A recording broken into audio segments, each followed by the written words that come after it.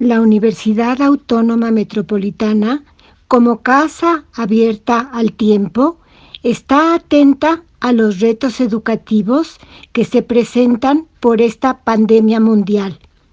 Por ello, desea poner a tu alcance materiales audiovisuales que te ayuden a seguir estudiando y aprendiendo. Aquí te ofrecemos el curso Filosofía de Kant, que se imparte en nuestra licenciatura en Filosofía de la UAM Unidad Iztapalapa. Dice nuestro título de la sesión del día de hoy y quizá parte de la próxima sesión del día de mañana. El idealismo trascendental es un realismo empírico. Exponer esto es en lo que me voy a detener. La primera parte de nuestra exposición es un ejemplo que yo he inventado. Es algo que a mí se me ha ocurrido, es una metáfora que yo he inventado. Pero la siguiente parte de la sesión, esta en que vamos a dedicarnos a establecer las diferencias claras entre condiciones trascendentales o condiciones epistémicas respecto de las condiciones lógicas y de las condiciones ontológicas. Esto está muy bien manejado en este libro, El idealismo trascendental de Kant, una interpretación y defensa de Henry Allison, más específicamente en el primer capítulo con el que da inicio el libro. Este libro ustedes lo tienen subido y está a su alcance en la pestaña de bibliografía sobre Kant. Entonces los remito allí. No van a encontrar la metáfora del pescador que yo voy a usar ahora y que es con la que vamos a empezar. Van a encontrar todo lo demás por lo que quieran profundizar de todo lo demás de lo que vamos a decir el día de hoy. Bueno, iniciamos con esa metáfora que les pido por favor que ustedes imaginen detalladamente lo que voy a describir. Imaginemos un pescador, imaginemos un sujeto, podemos ser nosotros mismos, que lanzamos una red al mar, a un mar, a una gran laguna, al lago de Chapala, al mar. Lanzamos una red y cuando nosotros regresamos a la playa con estos pescados, nosotros extendemos la red y nos percatamos de que todos los peces que hemos pescado son mayores a 15 centímetros. Los medimos y nos damos cuenta que son pececitos mayores a este tamaño. Entonces, nosotros podríamos sacar una conclusión apresurada y decir, pues en el mar no existen pececitos chiquitos, pero podríamos ser más críticos. Podríamos ser más críticos y empezar a examinar nuestra red.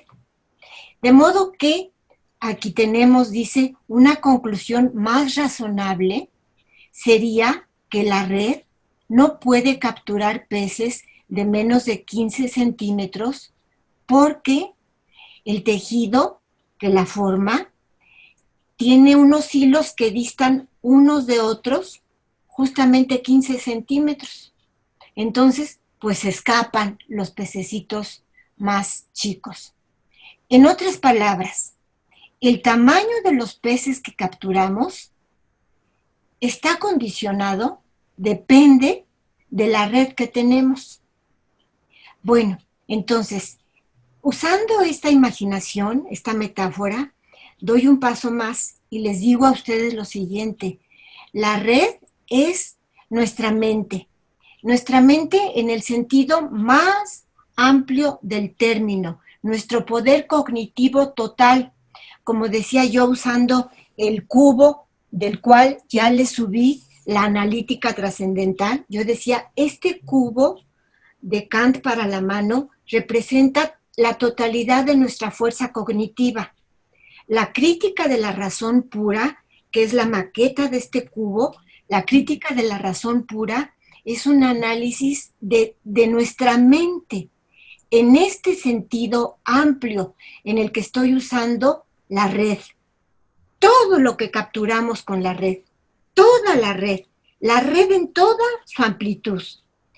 Bueno, entonces, los hilos de la red, el tejido de la red, es precisamente la estructura de nuestra mente, la estructura de nuestra mente. Las condiciones epistémicas o condiciones trascendentales. También podríamos decir el término específico técnico de Kant, las condiciones a priori, las llama él, ¿verdad?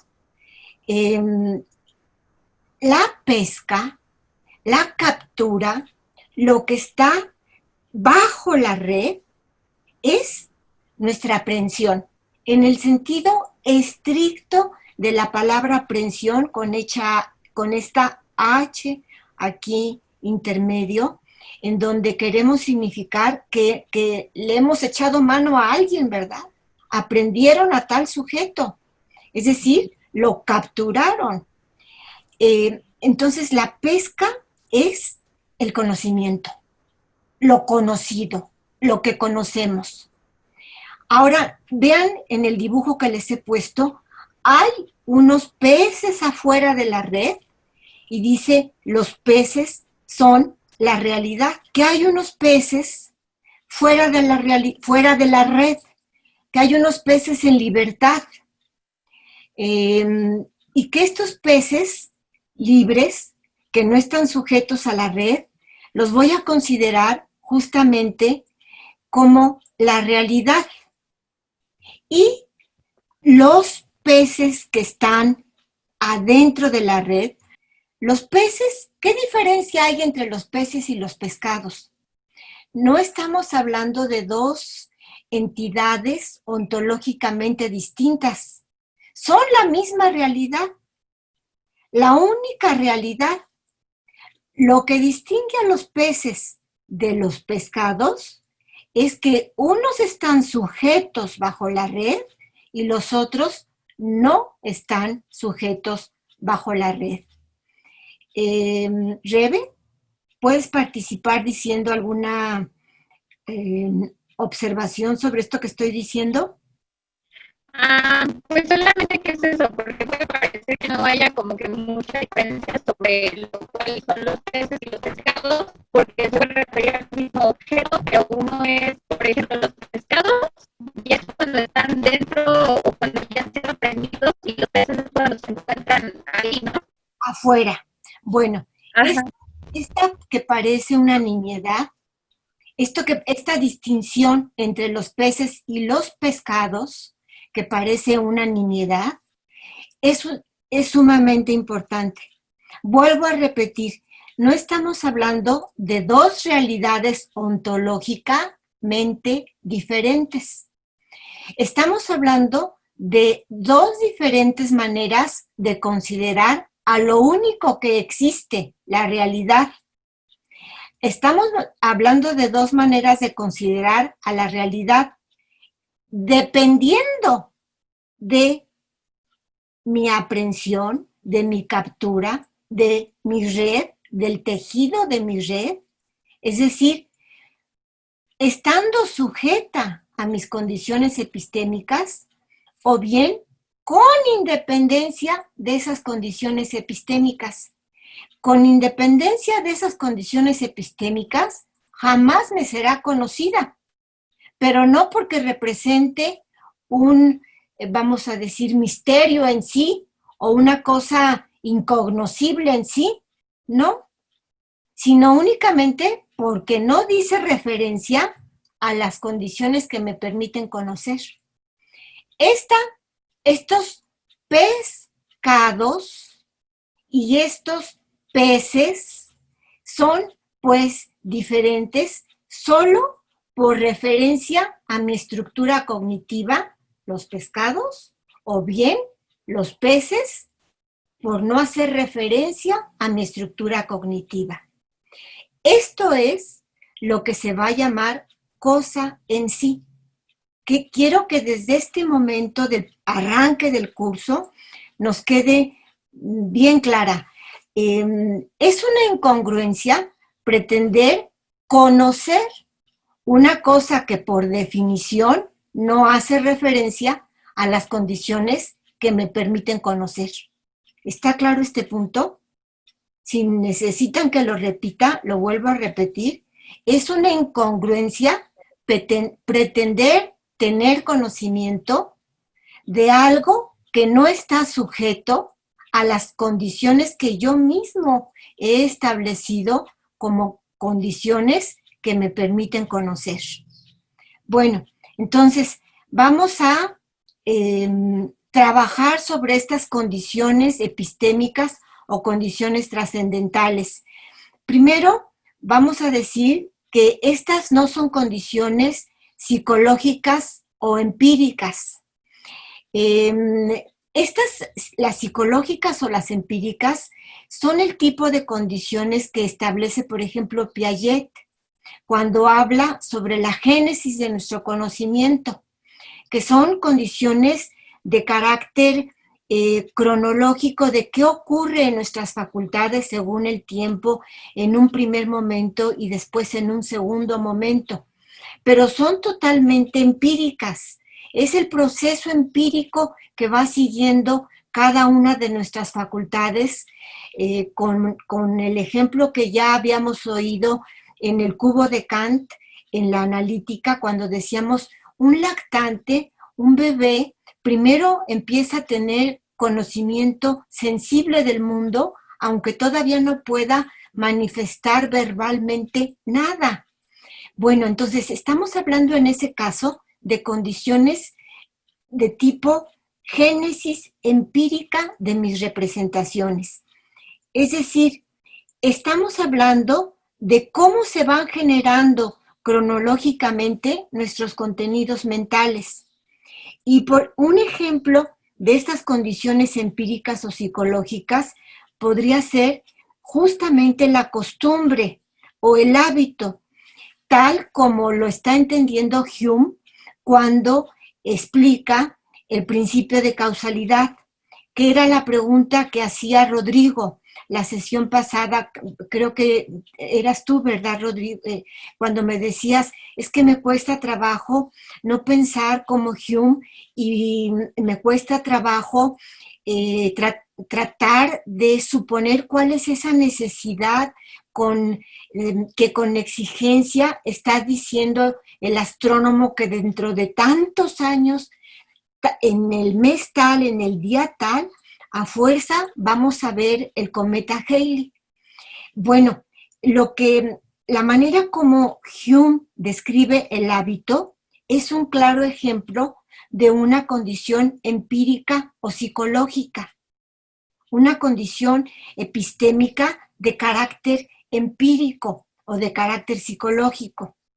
Estas son condiciones que sirven para explicar las cuestiones de hecho de nuestro conocimiento. Y un Hume más cercano a nosotros es Piaget, cuando explica la génesis del conocimiento. Explica una génesis empírica o psicológica del conocimiento. Unas cuestiones de hecho, pero no cuestiones de derecho de nuestro conocimiento. Fíjate, Rodrigo, porque terminábamos la sesión pasada diciéndote yo a ti, ¿con derecho a qué? El astrónomo tiene esa exigencia de necesidad. ¿Qué es lo que le da derecho a exigir que vamos a avistar el cometa Halley dentro de tantos 40 y pico de años o que nos falten? O ahí lo dejo a la consideración de ustedes, quien quiere investigar. ¿Cuántos años faltan para que pase el cometa Halley y nuevamente lo volvamos a ver, los que habitamos esta Tierra? ¿Cada cuántos años podemos ver a ese cometa? Ahí le dejo, por ejemplo, para Rodrigo, si es que me toma este reto que le estoy lanzando, si es que recoge el guante, ¿verdad? Cuestiones de derecho. ¿Qué le da derecho al astrónomo a ser tan exigente? ¿Verdad? Entonces, no le va a dar derecho una condición psicológica o empírica, ¿no? No alcanza, no da para darnos derechos, da para señalar cuestiones de hecho en nuestro conocimiento, porque son solo lo que señala, son solo la génesis empírica de nuestras representaciones, nada más. Entonces, son condiciones que por proporcionar una descripción empírica de nuestras percepciones, explican solo su origen en el orden del tiempo. ¿Sí? Estamos claros, ¿verdad? Con el ejemplo. Disculpe, ¿puedo hacer una pregunta? Claro que sí. Mire, en la sección que mencionaba la clase pasada, A320, Ajá. Kant hace la diferencia entre representación e idea. Ajá. Pero a mí no me, pues a mí no me queda claro. O sea, ¿a qué se refiere con que no hay, habla al final de la idea del rojo? Ajá. Y Sí. que no es tal, sino debería ser la representación, ¿no? Mira, yo puedo tener la percepción sensible de esta flor roja. Yo puedo decir, estoy viendo una flor roja. Y puedo decir, tengo la intuición empírica del rojo. Pero además, yo puedo decir, el rojo es un color que tiene determinado número de vibraciones en el espectro de la luz. Y entonces tengo un concepto del rojo. Yo puedo tener asociaciones empíricas y decirte, como hacen los psicólogos, y cuando nos dicen yo te voy a decir una palabra, rojo, y tú me contestas lo primero que pienses. Y, por ejemplo, voy a decir, Daniela dice sangre. Por ejemplo, voy a decir, Saúl dice chorizo. Alejandra dice semáforo. Son asociaciones de carácter empírico. En cambio, cuando yo digo el rojo es en el espectro de la luz, llamamos color rojo a la vibración de tanto número en el espectro luminoso, tengo el concepto de rojo, tengo la idea de rojo, ¿sí? Voy a dar otro ejemplo. Fíjate, para que nos entendamos bien en la distinción entre intuiciones empíricas, intuiciones puras, conceptos empíricos y conceptos puros. Fíjate, Rodrigo, va para ti también esta distinción. Cuentan de un hecho de la vida real, famosísimo, de una célebre mujer, Helen Keller, que ustedes ya saben esa historia. Nació ciega, sorda y muda. Y pido, a ver, Ale Tobilla, que siempre la veo tan atenta, tan bien reflexionando. ¿Ya tienes audio, Ale? Sí, profesora, estoy escuchando con atención lo que va a decir de Helen Keller. Bueno, entonces, como nada más les voy a dar, como quien dice un ride, es decir, un empujoncito, así como cuando ustedes piden un ride, por favor denme un aventón, ustedes tienen que completar la trayectoria, porque yo nada más los voy a acercar un poquito para no dejar el asunto en total oscuridad. Pero, Ale, ¿quieres recoger el guante? Sí, claro, está bien, está bien. Entonces, todo lo que me falte a mí de darles el aventón, tú nos vas a contar el jueves qué sucedió en este caso de esta persona, ¿sí? Porque es un caso muy bueno para distinguir esa sección de la crítica de la razón pura en donde veíamos los distintos tipos de representaciones.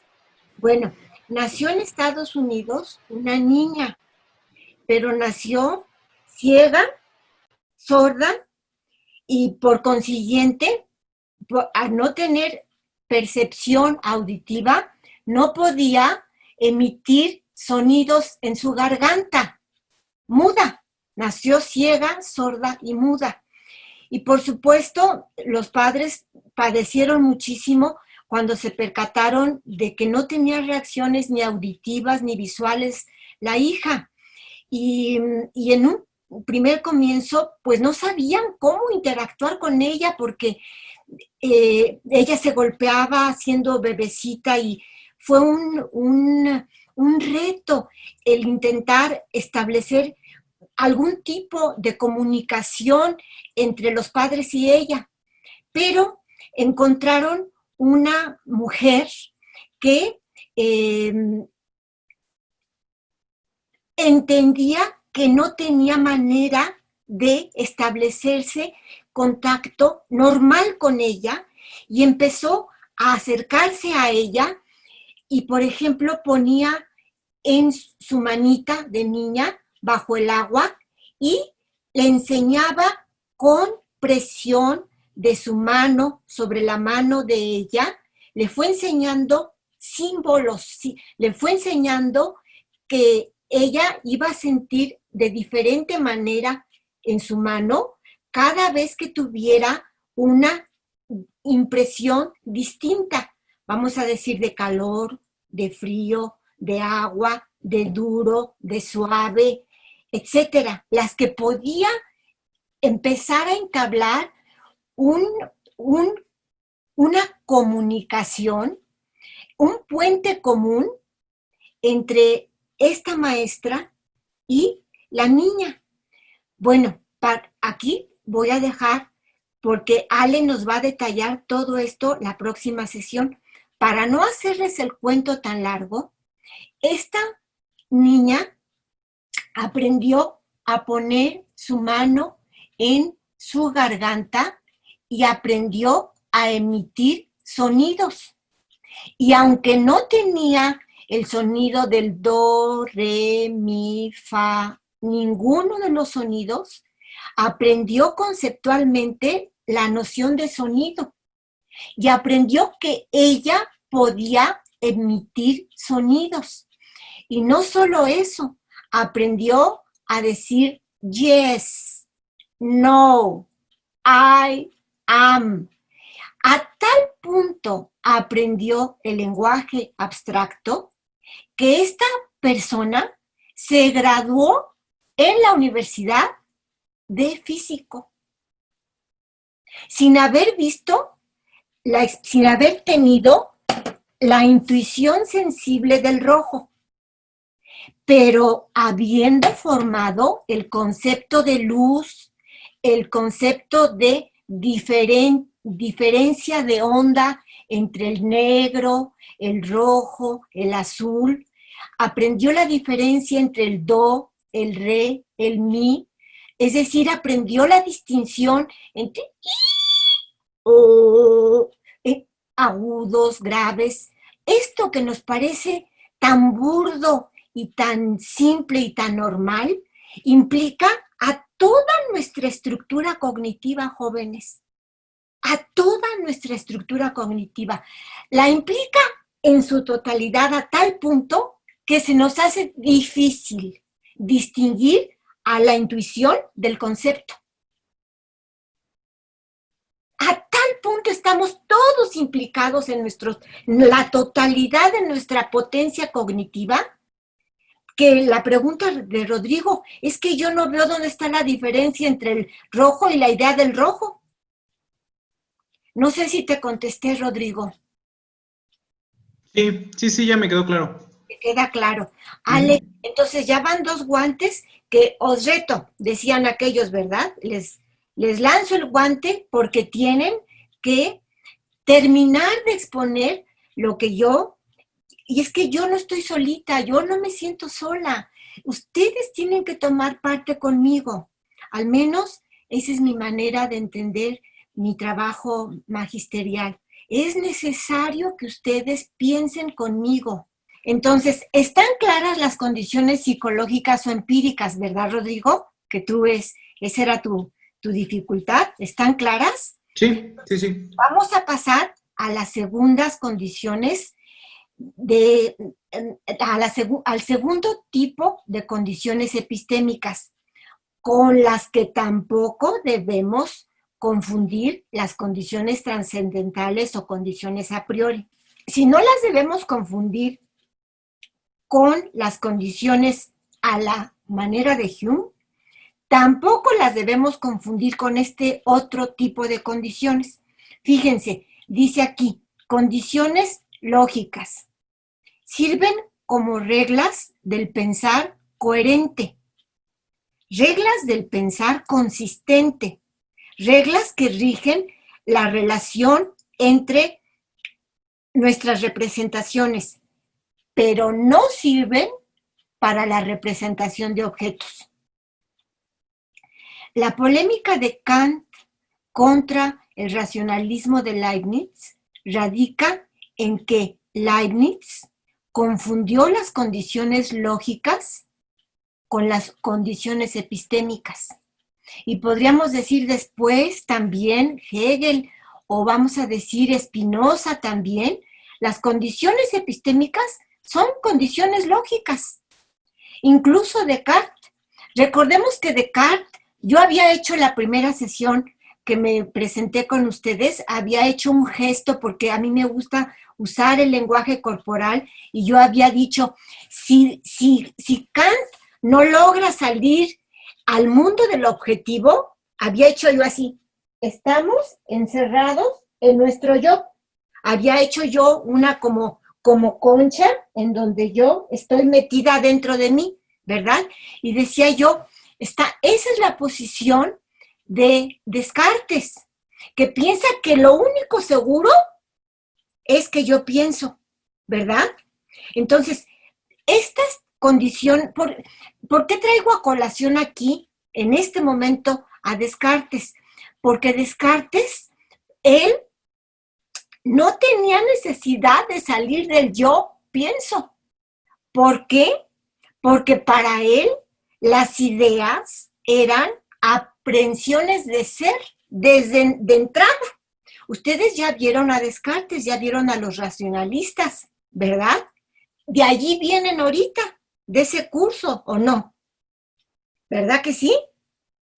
Los racionalistas justamente se caracterizaban porque para ellos el pensamiento era desde siempre, desde el comienzo, desde ya, aprehensión de ser. Había una identidad entre ser y pensar. Estábamos regresando hasta Parménides. Estos racionalistas con Parménides a la cabeza, los vemos que hacen una identificación de las condiciones del pensar coherente como condiciones epistémicas, como condiciones que me permiten conocer. Entonces Kant va a decir, pues el único conocimiento que tengo aquí es el lógico, es decir, ese conocimiento que no me dice nada de fuera del pensamiento. Voy a hacer un breve paréntesis porque creo que vale la pena que nos detengamos aquí.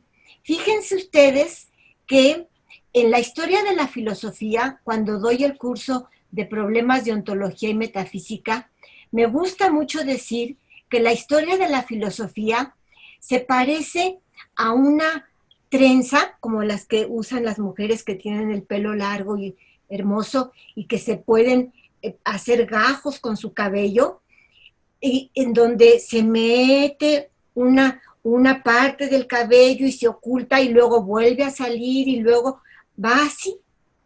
Bueno, la historia de la filosofía se mueve, todos ven mi cursor, ¿verdad? Todos ven que me estoy moviendo aquí. Se mueve en la pregunta, ¿qué es el ser?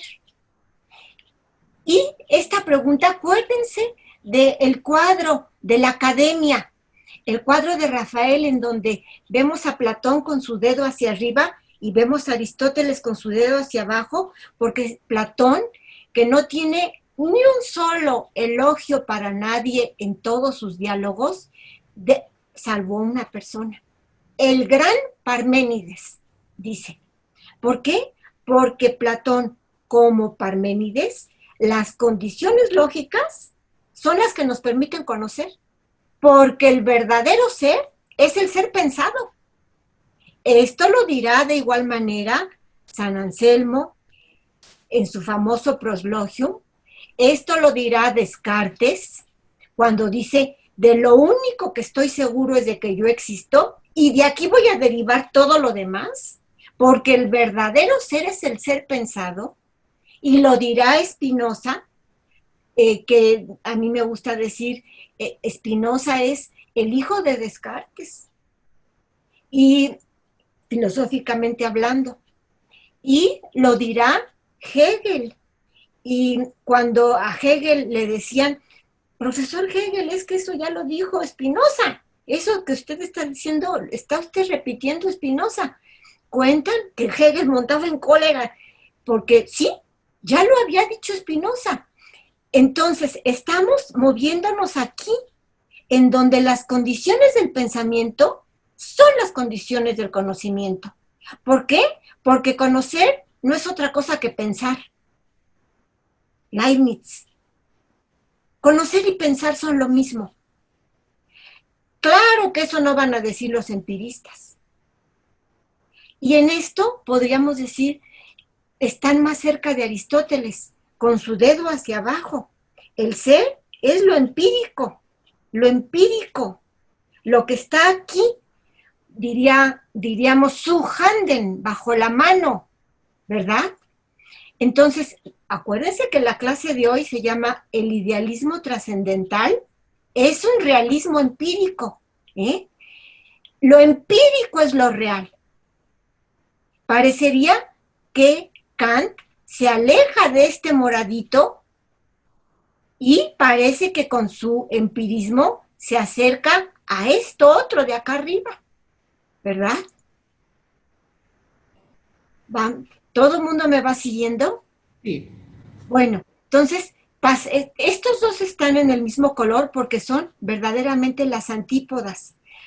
Vuelvo al gajo, a los gajos, en donde vemos que a veces aparece uno de los gajos, lo verdaderamente existente es lo pensado, y a veces se sumerge por varios siglos y luego vuelve a aparecer ese gajo de la manera de entender lo real, lo existente, lo que verdaderamente existe. Y luego a veces en etapas aparece este otro gajo, ¿no? El ser es lo empírico y a veces se vuelve a esconder y siglos después vuelve a hacer su aparición. Bueno, entonces por eso traje a colación esta metáfora de los gajos que conforman una trenza. La historia de la filosofía es esa trenza, ¿sí? ¿Me doy a entender? Sí. Bueno, entonces pasamos ahora a otro tipo de condiciones con las que tampoco vamos a confundir las condiciones trascendentales o las condiciones a priori del conocimiento. Tampoco las vamos a confundir con las condiciones ontológicas, con las condiciones del ser de las cosas, ¿eh? Y vamos a poner como ejemplo de alguien que usa condiciones ontológicas a Newton, porque Newton consideraba que el espacio y el tiempo absoluto era una propiedad que existía en sí, era algo real, existente fuera de mí.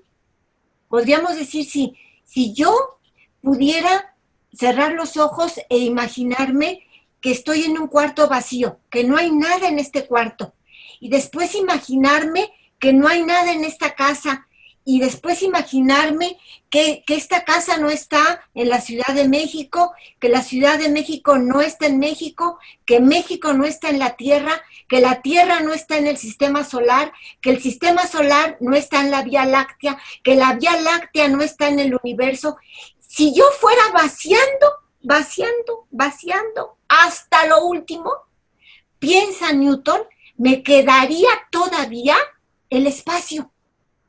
Porque el espacio es algo que existe en sí.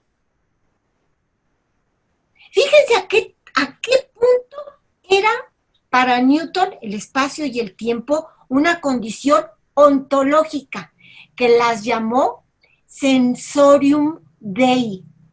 ¿Qué quiere decir esta expresión latina, en latín, sensorium dei? Quiere decir, eran la manifestación sensible, la expresión sensible, lo sensible de Dios. El espacio y el tiempo son Dios. Son lo que verdaderamente son el ser que existe por antonomasia en su expresión sensible. Fíjense si no eran para Newton condiciones ontológicas, condiciones del ser en sí. Es lo que existe en sí. Quitando todo lo que pueda yo quitar, todavía quedan espacio y tiempo que son cosas que existen en sí mismas. ¿Y están claras las tres condiciones psicológicas o empíricas, condiciones lógicas y condiciones ontológicas? ¿Están claras las tres diferencias entre ellas? Sí. ¿Por qué? Porque las condiciones a priori o condiciones trascendentales, o como le gusta decirle a Allison, condiciones epistémicas, no son ninguna de estas. Y no podemos confundirla con ninguna de estas tres. No son ni el hábito de Piaget, ni son las reglas lógicas del pensar de Leibniz, de Spinoza, de Descartes, ni son las condiciones ónticas de Newton. Bueno, entonces pasamos más adelante y vamos a decir, estas condiciones epistémicas o condiciones trascendentales son condiciones necesarias para la representación de objetos. Son condiciones con las que yo hago posible mi representación de los objetos. Son, por ello, condiciones objetivantes, porque gracias a ellas hago posible que el que yo me represente un objeto. Son condiciones necesarias por las cuales las representaciones se refieren a objetos. Entonces, fíjense, estas condiciones tienen realidad objetiva porque están referidas a los objetos, porque están referidas a mi representación de los objetos. Bueno, entonces, están referidas a mi representación de los objetos. Por ejemplo, cuando yo digo el rojo, a ver aquí, lanzo un guante. Tercer guante que lanzo. A ver, ¿quién quiere recoger el guante? A Axel. Axel ha participado poquito. ¿Quién está aquí que tiene un cabello bien bonito, bien largo? Aquí, discúlpame que no te estoy viendo. ¿Quién eres? ¿Yo? No. Yo soy Axel. Los dos tienen el cabello largo. ¿Quién se sonríe ahora en la cámara? Soy yo. Alfredo Maldonado. Bueno, y abajo de ti en los pequeños mosaicos, ¿quién está abajo? Ay, no sabría decirle porque mi pantalla, bueno, me reacomoda de distinta forma los cuadritos. Bueno, otra persona con largo cabello, con larga cabellera. ¿Nadie? Bueno, pues entonces ni remedio. Parece que solo Alfredo se reconoce con larga cabellera. Voy a Alfredo a lanzarle el tercer guante. ¿Cada cuánto pasa el cometa Halley para Rodrigo? Para Alejandra Tobilla, la historia de Helen Keller. Y aquí, para Alfredo, en la escala cromática, en el espectro luminoso, que por cierto también fue creada las leyes de la óptica, nada más ni nada menos que por Newton, quien descompuso el rayo de luz al pasar por un prisma en todo el espectro luminoso. ¿Qué vibración corresponde al rojo? ¿Qué vibración corresponde al azul? ¿Qué vibración corresponde al violeta? ¿Cuál es el ultravioleta? ¿Cuál es el infrarrojo? Fíjense la tarea que les estoy poniendo, concretamente en este caso, para Alfredo Maldonado. ¿Y por qué lo estoy sacando a colación? ¿Por qué? Porque cuando yo digo, son estas las condiciones trascendentales, son condiciones que me permiten la representación de un objeto. Este objeto es, en este caso concreto, el concepto de rojo. Cuando yo digo el rojo, es una vibración lumínica que tiene tanto número de vibraciones. Lo que la hace distinta al violeta es esta diferencia de número en vibraciones. Si te queda claro, Maldonado, Alfredo Maldonado, lo que nos vas a mostrar, ese prisma tan bonito en el que Newton descompuso la difracción de la luz y nos hizo ver cómo estaba compuesto el espectro lumínico y dio lugar al problema del color, que no es un problema nada más de intuición, sino también es una representación objetiva. ¿Qué es lo que hace posible esta representación del rojo como realidad objetiva? La matemática y la física. ¿Sí o no? Están haciendo allí, en esta matematización de la luz, están naciendo las leyes de la óptica. ¿Sí? ¿Está claro? Yo me represento al rojo, no como algo subjetivo, porque alguien subjetivamente puede decir, no, pues estas flores rojas no son de un rojo muy fuerte, son de un rojo, pues, medio paliducho. O alguien puede decir, no, pues, ¿qué más rojas las quieres? Están rojísimas. Allí estamos apelando a la intuición perceptiva, subjetiva de cada uno de nosotros. Que te critican y te dicen, pero ¿a poco te vas a poner ese suéter de ese color? ¿Pero qué tiene mi suéter de ese color? No, pues que no puede ser más chillante, pero si yo lo veo bien. Bueno, si queremos hablar de algo objetivo, nos metemos a las leyes de la óptica y te digo, mide tantos, tiene tantas ondas su frecuencia de este color. ¿Sí está clara mi diferencia?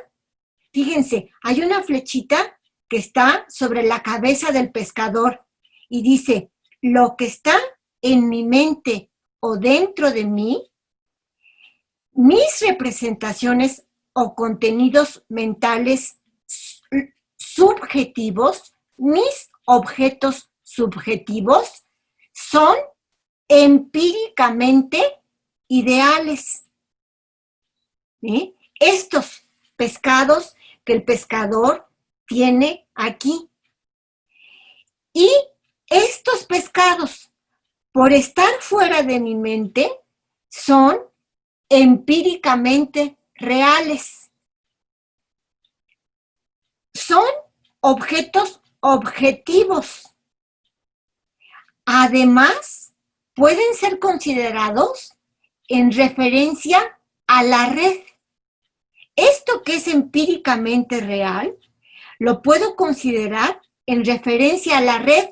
Y entonces, estoy diciendo que esto es lo fenoménico.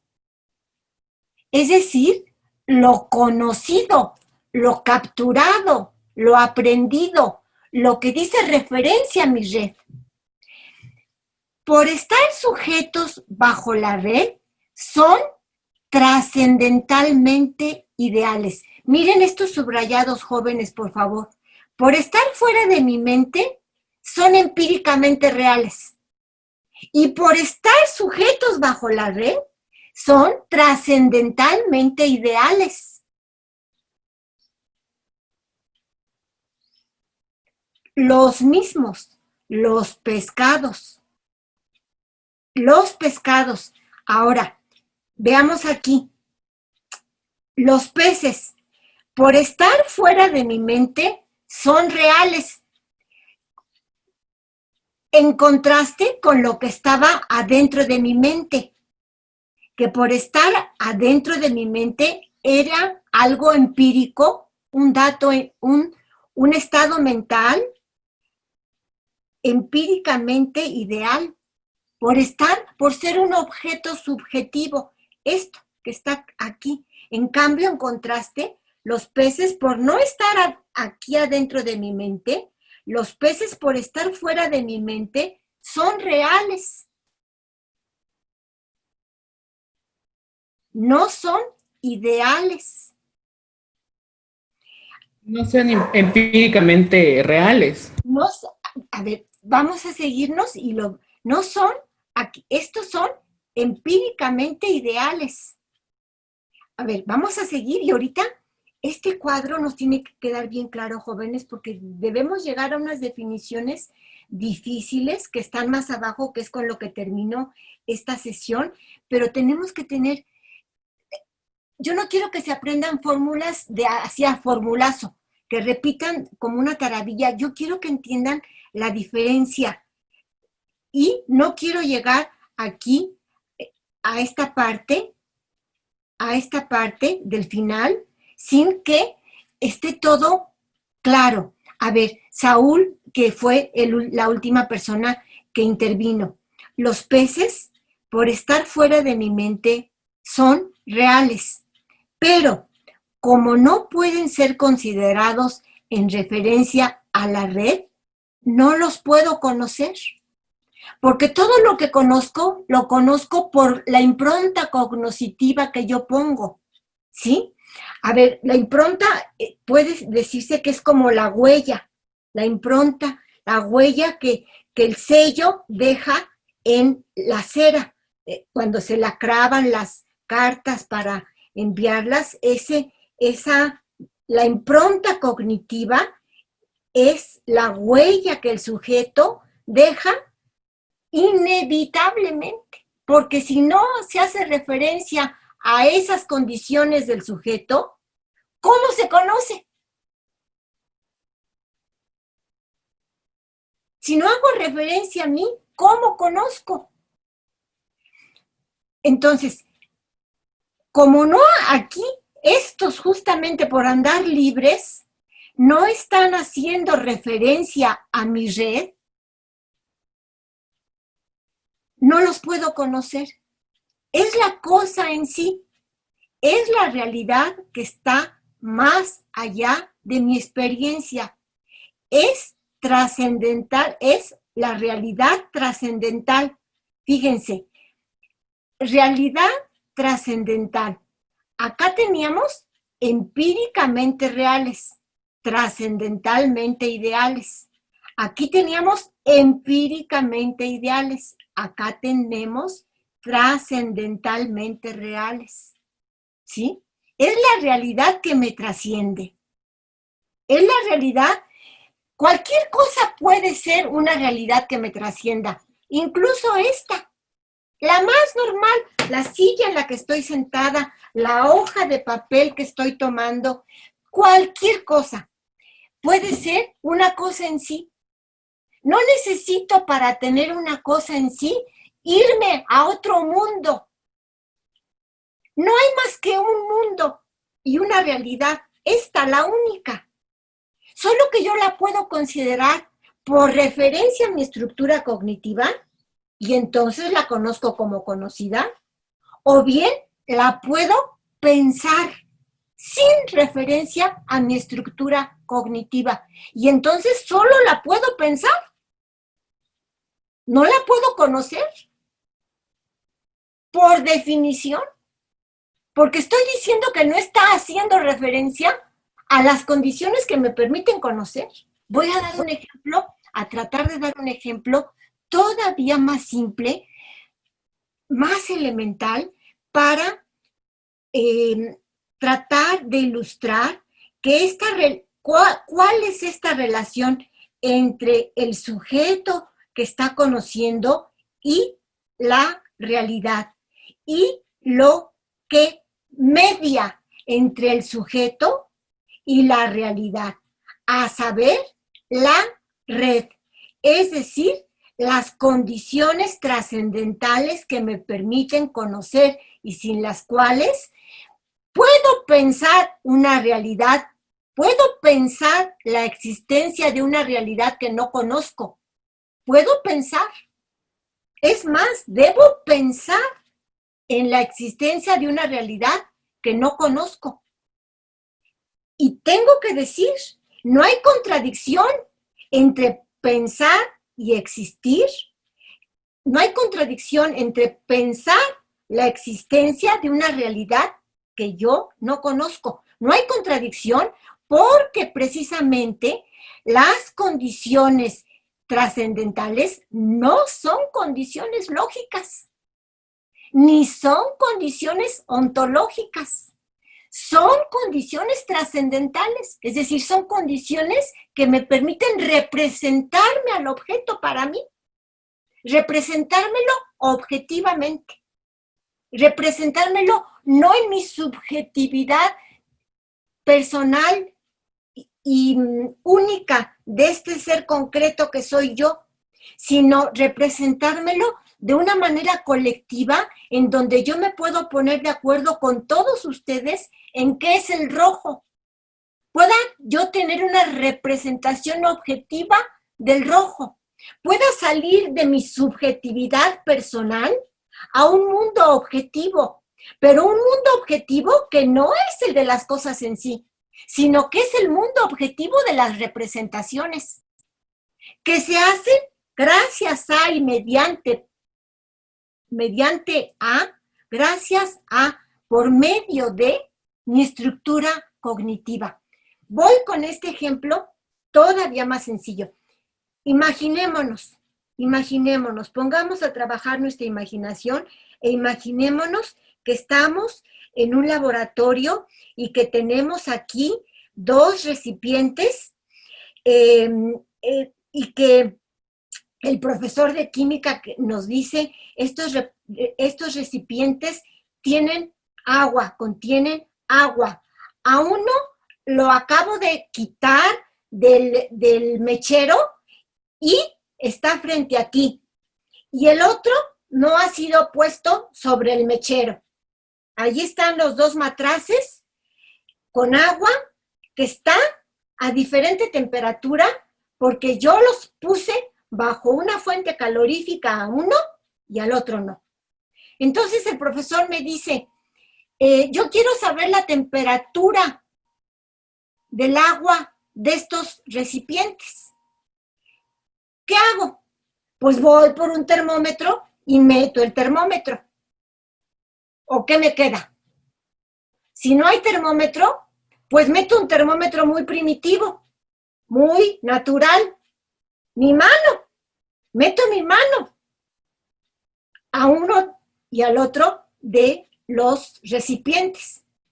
Y vamos a suponer que el profesor me dice, no, tú ya estás alterando la temperatura en sí del agua, porque al meterle el termómetro o al meterle tu mano, estás midiendo el agua, la temperatura del agua con la presencia del termómetro. No estás midiendo la temperatura en sí del agua. Para saber cuál es la temperatura en sí del agua, no tendrías que meterle ningún cuerpo que la alterara en su temperatura. Entonces yo le voy a contestar a mi profesor, pues yo me quedo sin conocer la temperatura del agua.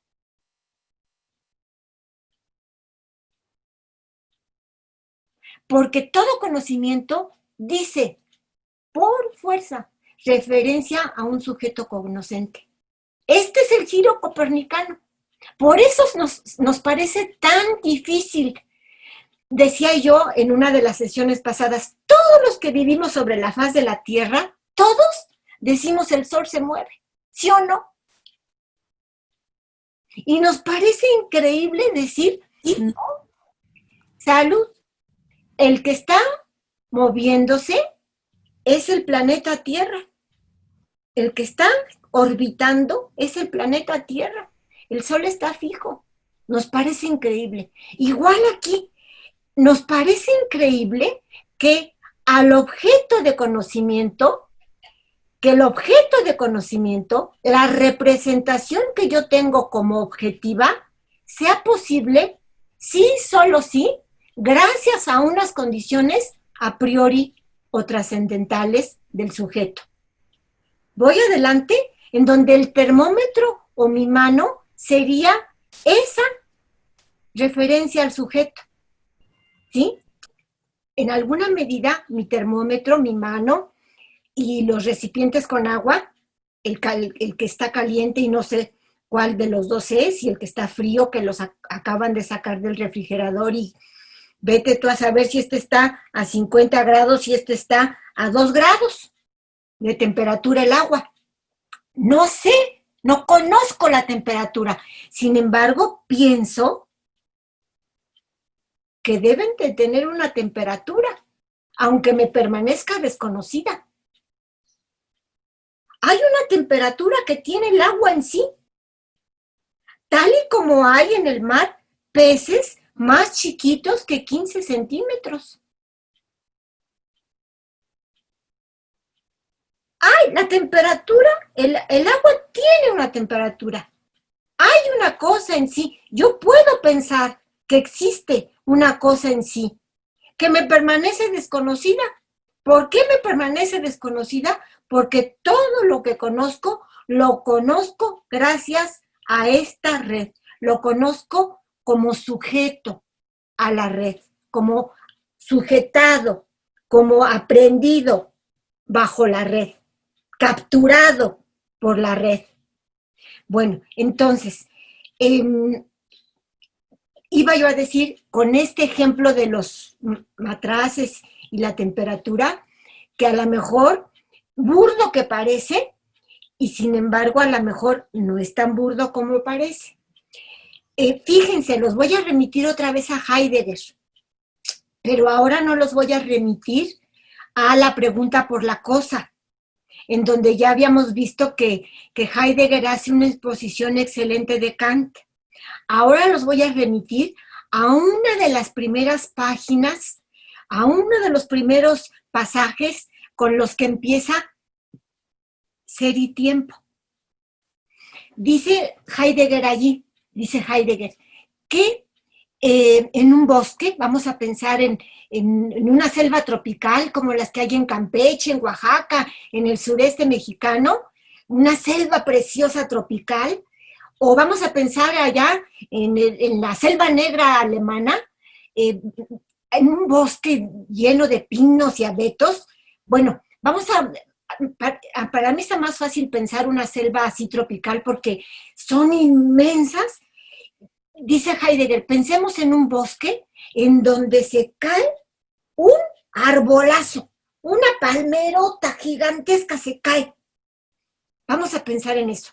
Y dice, ¿ese árbol hizo ruido al caerse o no hizo ruido al caerse? Estamos en una selva donde no hay nadie en kilómetros a la redonda. Una selva solitaria. ¿Qué contestarían? ¿Hizo ruido? Pues sí, claro que sí. ¿Quién dice claro que sí? Perdón, porque no, díganme yo. Yo, Saúl. Tú, Saúl, ¿tú dices que hizo ruido? Pero, Sí. ¿cómo va a hacer ruido si nadie lo oyó? Pues es que no. O alguien toma la posición distinta a la de Saúl. ¿Quién piensa que no hizo ruido?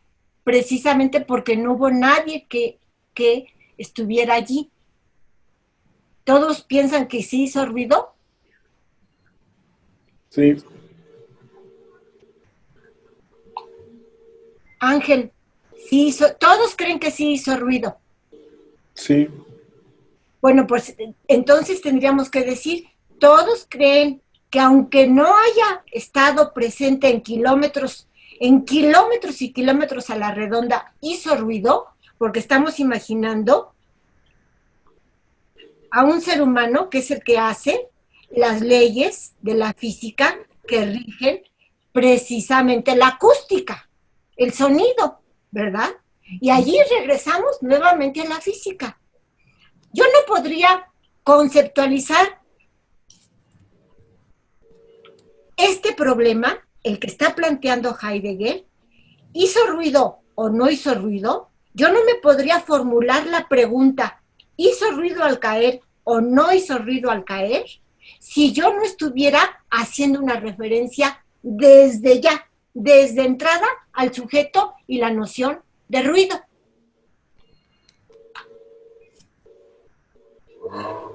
Incluso la posibilidad misma de la pregunta por la cosa, así se llama el curioso título del libro de Heidegger.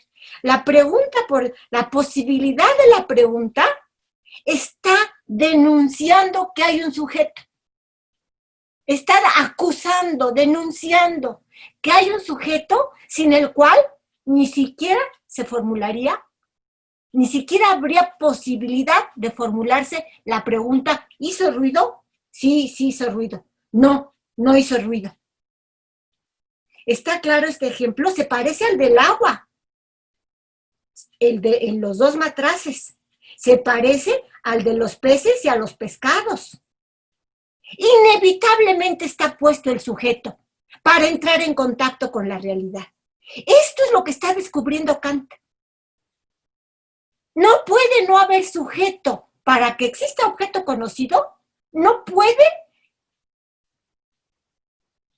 eximirse la existencia, exentarse la existencia, anularse la existencia de un sujeto.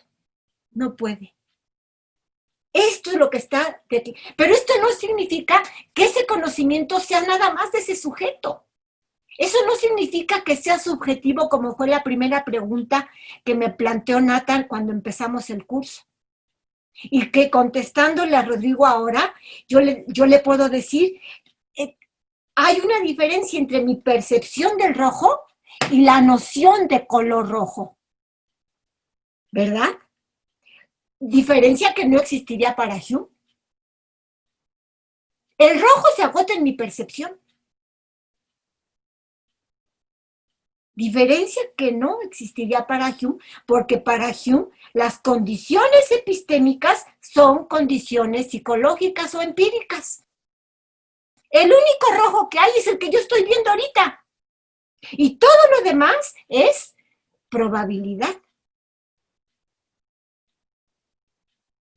Probabilidad. La física es probabilidad. Hume solo reconoce necesidad en una parte de la matemática, ni siquiera en toda la matemática. En la matemática pura, solo allí reconoce que hay necesidad. Fuera de allí, todo lo demás es probabilidad. ¿Sí? ¿Puedo proseguir entonces? Vamos entonces aquí. Sí, ¿quién más va? Yo estoy Ya bien. llegamos al límite de nuestra hora. Ya llegamos al límite de nuestra hora. Bueno, ahora sí que mi 20 se acabó. No importa, vamos a dejar para la próxima estos últimos pedacitos.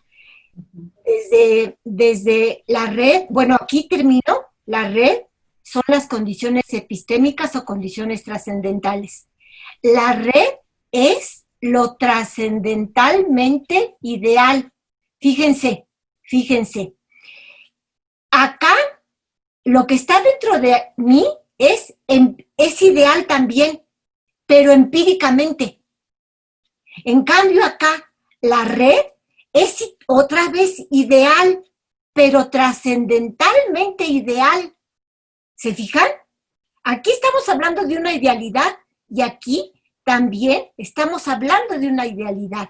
Esta, la que está dentro de mi mente. Pero aquí adentro de mi mente tengo objetos subjetivos, estados mentales. Son ideales, pero empíricamente. En cambio aquí, esto es ideal, pero trascendentalmente ideal. En sentido estricto, lo único trascendental o ideal es la estructura de la mente. en sentido estricto. En sentido derivado, es trascendentalmente ideal lo que está referido a la estructura mental. En este caso, los pescados que están sujetos bajo mi red. ¿Sí? ¿Está claro? Bueno, entonces, como se acabó mi tiempo, vamos a dejar estas definiciones para la próxima sesión, porque después de hechas estas definiciones de la sesión pasada, del planteamiento del problema y de esta, ¿qué es el idealismo trascendental? Entonces, ahora sí, ya voy a empezar a la estética trascendental, la primera parte de la crítica de la razón pura. Hay preguntas, hay dudas, reclamaciones, todo lo que quieran decirme. Venga. Sí, yo tengo una pregunta. Esta realidad trascendental que no hemos conocido, que tenemos limitaciones para poder conocer. Esta realidad trascendental, fíjate, aquí está la palabra realidad trascendental. Sí, esta realidad trascendental son los peces. ¿Y Saúl? Sí. Ajá, sigue. Entonces, esto, tal vez en este momento tenemos limitaciones para poder llegar a conocerlo, pero potencialmente pudiéramos llegar a conocerlo empíricamente. ¿Quién quiere contestar? ¿Nadie quiere contestar? ¿Nadie? Tengo entendido que no, porque nuestra red... ¿Rodrigo? ¿Quién está hablando? Perdónenme. Yo hablé, pero alguien más... ¿Alguien? ¿Tú, Rodrigo? ¿Y bueno. alguien? ¿Quién más? Miren que estamos como en la caverna de Platón, ¿eh? Parece que esto se pareciera a la caverna. Otro día vamos a hacer una alusión de esta manera de entablar relación. ¿Quién más está allí? ¿Quién más? Habló Rodrigo, pero ¿quién más? Parece que estuviéramos en lo oscuro de la caverna de Platón, ¿a poco no? Bueno, no me quiero desconcentrar. A ver, Rodrigo, tú dijiste no. Yo dije que sí, yo dije que no, porque si la cosa en sí no puede ser conocida porque nuestras condiciones epistémicas la dejan, o sea, no lo permiten, ¿no? O sea, necesitarían ser otras las condiciones epistémicas, pero ya no sería la misma cosa en sí. A ver.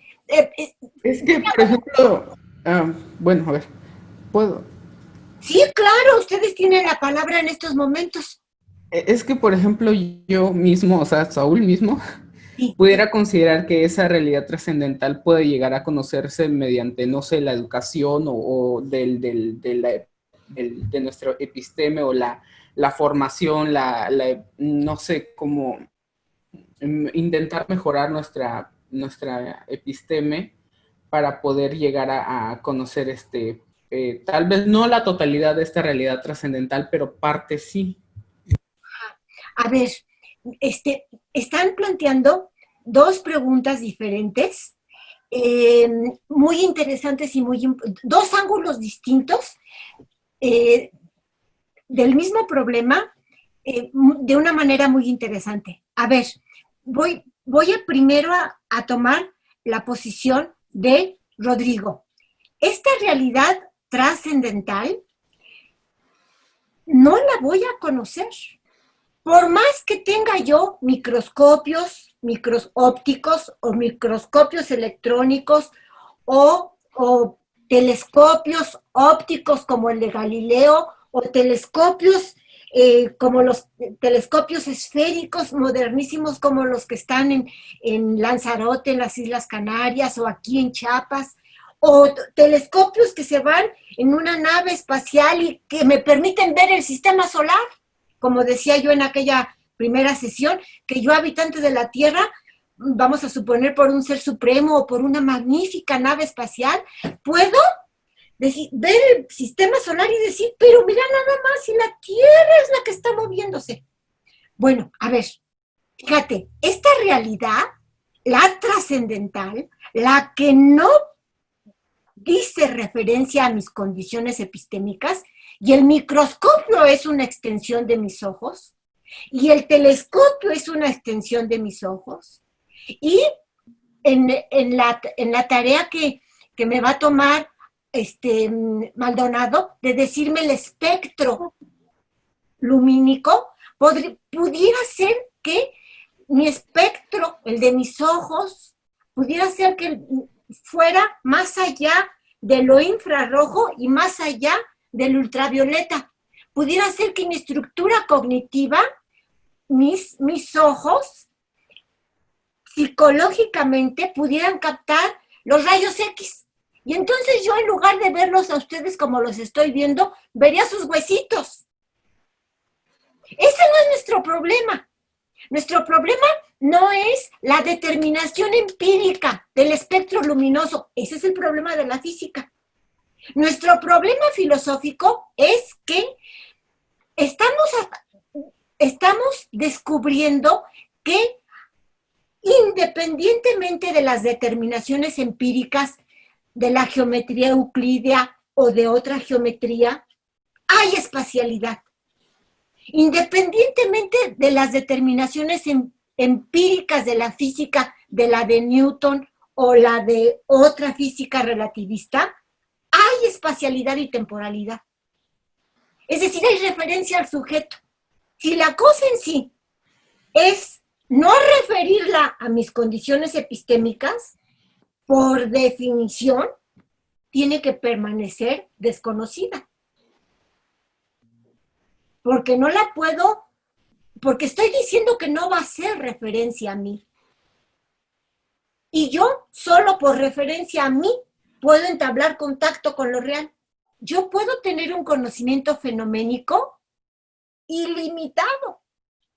Por ejemplo, cuando Marie Curie justamente descubrió que el espectro lumínico podía ir más allá de lo que conocíamos y descubrió los rayos X.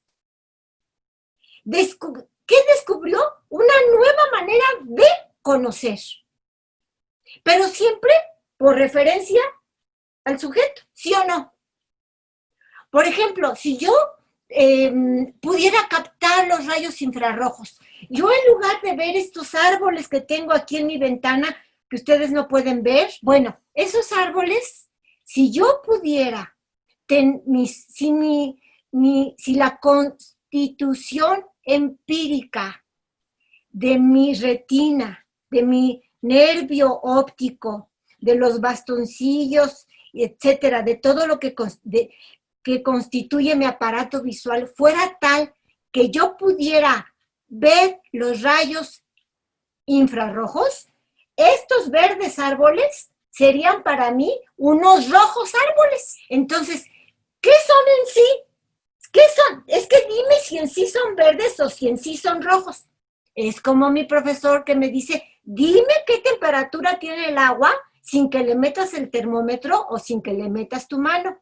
Es como la pregunta de Heidegger, dime si la palmera hizo un ruido o no hizo un ruido cuando se cayó. Yo puedo tener un conocimiento enorme, agrandable, pero siempre fenoménico, que no tiene límite, pero siempre es fenoménico. Un cúmulo infinitamente agrandable de datos fenoménicos. ¿Sí? Contesté tanto a Rodrigo como a Saúl. ¿Sí? ¿Está claro? Imaginémonos, para la próxima clase voy a traer, y alguien me lo recuerda porque no va a ser Sarita, un libro en donde se plantea justamente esta oposición que nos está diciendo Rodrigo y Nathan. Estas dos cosas distintas, porque uno y otro están diciendo dos cosas diferentes, ¿sí? Hay un libro muy bonito que se llama Problemas Nociológicos de la crítica de la razón pura, de un filósofo español, Sergio Raba de Romeo, que yo lo tengo y lo tengo escaneado, pero pesa demasiado. Y no lo pude poner en el blog, pero yo lo puedo mandar por WeTransfer, en donde en donde se aborda precisamente la diferencia entre límite y limitación en nuestro conocimiento. ¿Cómo hay un límite que no puedo franquear y no obstante mi conocimiento es ilimitado? Incluso Kant usa en alemán dos palabras distintas para hacer notar esta imposibilidad de conocer sin referirme a mis condiciones epistémicas. Esta. Y para señalar el cúmulo infinitamente grande de conocimientos que tengo yo, pero siempre fenoménicos. Es decir, siempre referidos a mis condiciones epistémicas. ¿Sí está claro? ¿Le contesté a los dos? ¿Tienen alguna otra pregunta? Nathan, que está haciéndonos el favor de que no se nos vaya el tiempo más allá de lo debido para que también se despeje en su cabeza. No tengo ninguna pregunta más. Pero... ¿Nadie más tiene? Sí, profesora.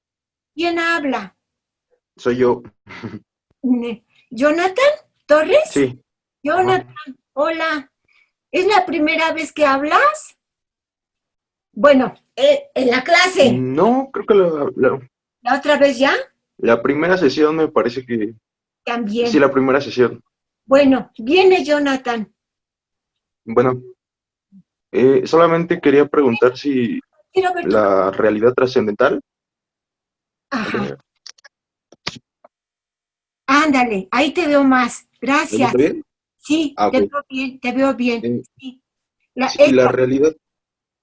Si la realidad trascendental implica existencia independientemente del desconocimiento que se tenga de esta realidad. Implica existencia. Fíjate, Sí, saben la famosa cosa en sí. Los propios contemporáneos de Kant decían, como una película de François Truffaut, que lleva un título muy bonito, que trata sobre un problema amoroso en el que están unas personas, un triángulo que se empieza a formar, un triángulo amoroso que se empieza a formar y que sale un problemón, ¿verdad? Una película de François Truffaut que se llama Ni contigo ni sin ti. No sé si alguien ha visto esa película, que es una película, bueno, si no la ven, si no la han visto, allí se las recomiendo porque es una película muy bonita, porque François Truffaut era un muy buen cineasta. Ni contigo ni sin ti. Bueno, me acordé de esto porque los contemporáneos de Kant decían de esto, de la cosa en sí. Sin ella no se puede entrar al sistema de Kant. Y con ella no se puede estar uno adentro. Ni contigo ni sin ti, como la película de François Truffaut. Entonces, porque yo justamente ahorita acabo de darle un lugar en donde puede estar uno adentro y sin embargo puede uno tener un cúmulo infinitamente grande de conocimientos empíricos, de conocimientos fenoménicos. ¿Sí? ¿Dónde me quedó? Sí, aquí, es lo fenoménico. Aquí yo puedo pensar la existencia de algo que no conozco. Yo puedo pensar la existencia de algo que no conozco. Tal y como yo puedo decir, en el mar existen pececitos de 1 centímetro, de 2 centímetros, de 3 centímetros, aunque nunca los atrape. Yo puedo pensar que existen pececitos mucho menores a los que conozco. No sé si te contesté, Jonathan. Sí. Bueno. Gracias. De nada. Tal y como yo puedo pensar, el agua ha de tener una temperatura, aunque yo no la conozca. ¿Sí? Bueno, pues entonces, ya con esta me despido. Les deseo que avancen en los estudios, que vuelvan a ver estos apuntes, que les vaya Bye. bien. Nos vemos, profesora, nos vemos, compañeros. Adiós. Luego. Seguimos en comunicación. Hasta luego. Hasta luego. Hasta luego. Hasta luego.